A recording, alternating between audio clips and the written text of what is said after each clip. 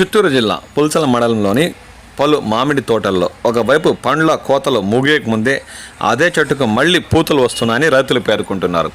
సాధారణంగా అక్టోబర్ లేదా నవంబర్లో వచ్చే కారు పూతలను రైతులు తుంచేస్తారు.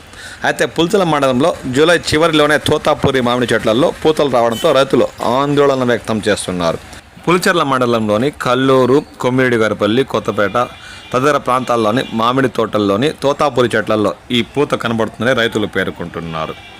అయితే ఇప్పుడు వస్తున్న కారు పూతలు దెబ్బతినకుండా నిలిచి కాయలు కాస్తే మంచి ధరలు కూడా వచ్చే అవకాశం ఉందని రైతులు ఆశాభావం కూడా వ్యక్తం చేస్తున్నారు.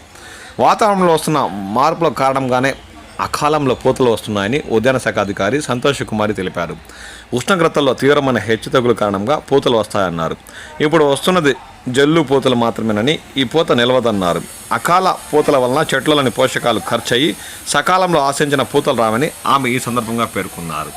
వల్ల ఏమో తెలియదు కానీ అప్పుడే పుల్చల మండల పరిసర ప్రాంతాల్లోని కొన్ని మామిడి తోటల్లో పూలు చెట్లలో వికసించడమే కాక పిందెలు కూడా మామిడి పిందెలు దర్శనమిస్తున్న దృశ్యాలు గమనించవచ్చు.